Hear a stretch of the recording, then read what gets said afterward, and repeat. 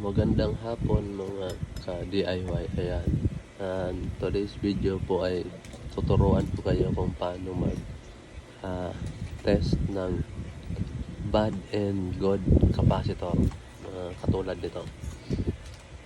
Ayan, yung sa mga gamit sa aircon, sa oven toaster, microwave. Ayan.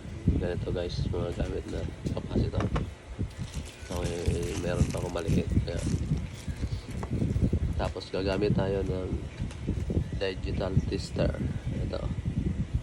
Yan guys, nabili ko lang sa online. Nakakabili na sa online. Mga ka-DIY. Ayan. Na digital tester. Ayan, umpisahan na natin ang pag-test ng capacitor. Siyempre, nilalagay natin dito sa ohms, microfarad. Ayan, dito. Ayan, so, yung mga sign na yan. Ito, diode, ito, capacitor, ito, buzzer. Tapos ito yung symbol niya. Ohms, volts, HFE, hertz. Tapos ito naman yung microampere. Yan, milliampere, saka ampere. Ito. Yan guys, bali. Ito malabo. Bali. Ito guys yung i-test natin. Bali nakalagay sa kanya 60 microfarad. Ayan. Yan, plus minus 5%. Tapos ito naman yung sa pan niya. Kung sa aircon to. Ayan.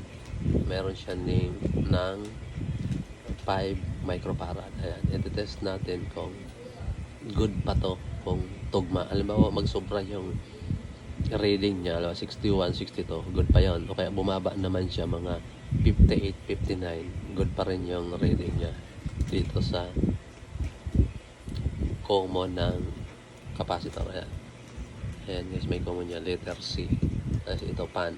Ito mga ganito guys, ginagamit sa motor, sa aircon. Ayan. At ito naman yung herb. Ayan. Ayan. Test natin kung good pa to. Tapos iset lang natin guys yung tester natin sa microfarad. Ayan. Ayan, naka NF siya, nanofarad niya. Pero pag nag-test na siya, magbabago yan. Magiging letter U. Ayan, test natin to. Siyempre bago natin i-test, kailangan natin i-short muna to kasi baka may existing na current pa, may kuryente pa.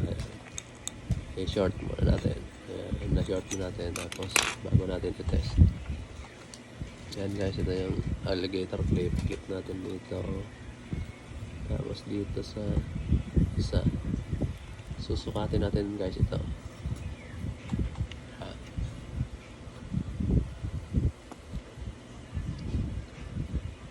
Ayan guys, tumataas pa siya. Ayan, tingnan mo yung guys, yung sign niya is, ayan o, parang yun na, ayan, UF na is, yung symbol na yan, ibig sabihin yan is micro. Ayan, microfarad. Ayan. Ayan guys, so nagbabago yung reading niya, pero goods naman siya. Ayan. Nagpunta na siya sa 60. Ayan, 59. Ayan guys. Ayan, good naman yung 60.9. Ayan, microfarad. Ibig sabihin, good tong ito. Tapos, tanggalin natin. I-short ulit natin guys. Ayan. Tapos, test naman natin tong isa. Okay lang guys, kahit magkabaliktad yung alligator clip niya, kahit dito mo yan i-clip kabila. Tapos ito naman kulay itim dito sa kabila. Ayan. Yan, test naman natin. Ayan, nasa na yung tester. Ayan guys, good naman siya. Ayan, ayan sa reading ng capacitor. 5.05 microfarad. Ibig sabihin yung naka-indicate dito na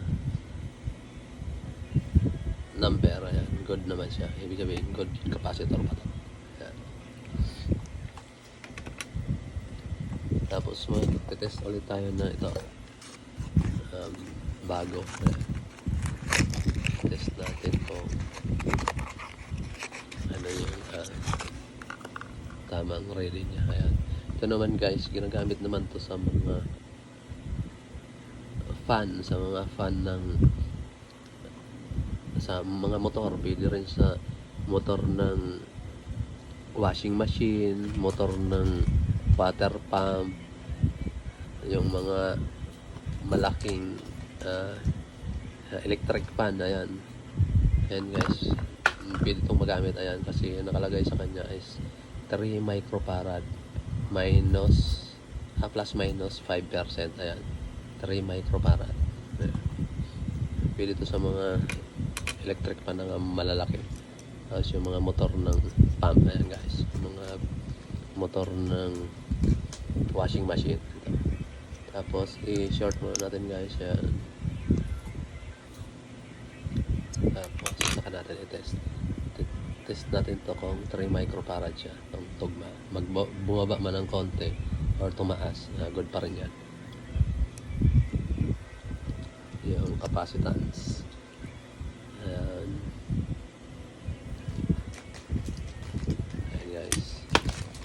Ayan guys. 3.032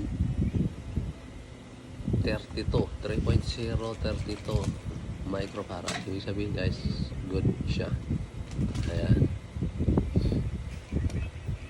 Tapos test naman natin yung sirang capacitor, kung paano natin malaman yung sirang capacitor. Ayan, meron ako ditong example. Ito guys. Ayan guys, ayan, alam ko sira na to. Ayan. Sira na to guys. Ayan. Nakalagay sa kanya ay 65 plus 7.5 microfarad plus minus 5%. Ayan guys, kung nakikita nyo. Dapat pag tinest natin to, makuha natin yung 65. Ayan. Tapos naman yung isa, yung doon sa dalawang terminal lang. Ito 7.5 makukuha natin. Ayan. Ayan, tara i-test natin. Tapos bago yung test natin, short muna ulit kahit luma na yan.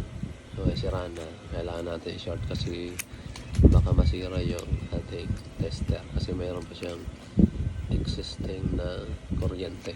Ayan. Ayan, short ko na. Tapos test natin to. Ito, ayos na naglagay. Medyo malikot lang yung camera ko. Ayan. Ayan guys, ayan, na-clip ko na natin. I-test natin. Excuse me. Ayan guys, good pa yata to guys. Ayan, yung common nya, ayan, 63.9. Ayan guys, good pa siya. Siguro ang sira lang nito guys ay yung nasa pan. Ayan 64, good pa yan guys. Ayan, bali test natin yung isa.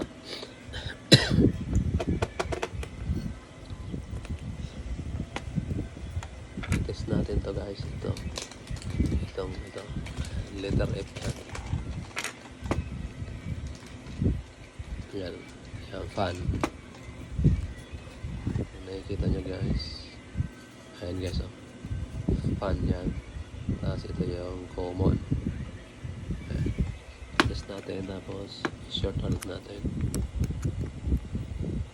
Ayan. May kuryente.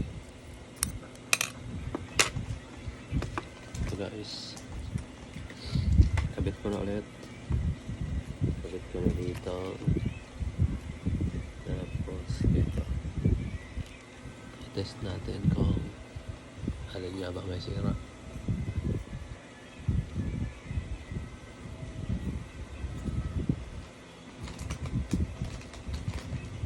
Ayan guys, kung nakikita nyo guys yung sign na NF, ayan, sobrang baba na. Ayan, ganyang reading is bagsak na guys, kasi nanofarad na siya. Ay hindi pala guys, hindi pala bumaba, tumaas. Ayan, bali nag over microfarad na siya guys. Ayan, NF na nakalagay, nanofarad na siya. Ayan, 10.13 nanofarad. Ayan, sobrang taas na, kaya yung motor na, yung fan, yung motor na ikakabit dito is mag-overheat. Kasi ayan, tumaas yung microfarad niya. Ibig sabihin, mas mataas yung, mas mabilis yung ikot ng motor or ng fan. Ayan, kaya nasabi kong sira na tong capacitor. Ayan. Ayan guys. Ayan, dapat ang nakalagay dito ay, ayan guys, 7.5 lang. Naging 10 na siya. Ayan, 10 nanofarad. Ayan.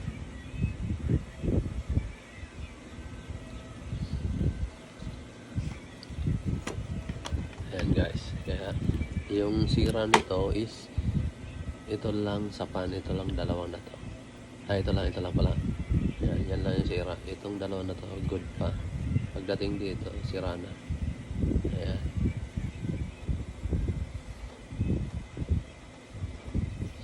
Tapos meron pa ko dito guys, isa yung sa capacitor. Capacitor ng electric fan.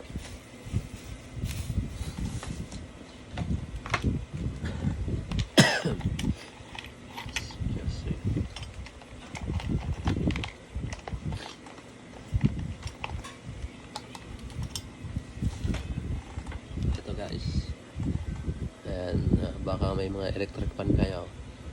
Ayan, ito, panoorin nyo lang itong video at matutunan nyo kung paano malaman kung sira na yung capacitor ng electric fan nyo.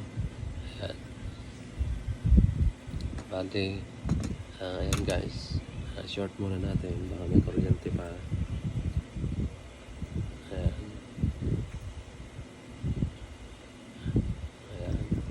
Short na natin, tapos ayan, test natin.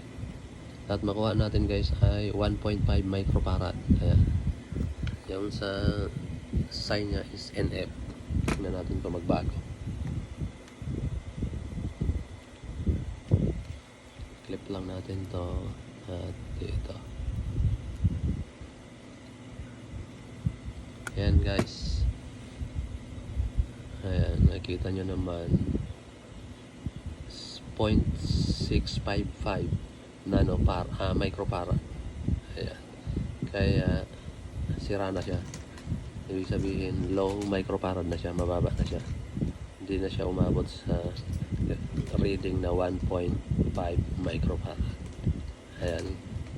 Ayan guys, maraming salamat. Sana may natutunan kayo sa pag test ng mga capacitor, kung good pa or sira na. Ayan. Maraming salamat.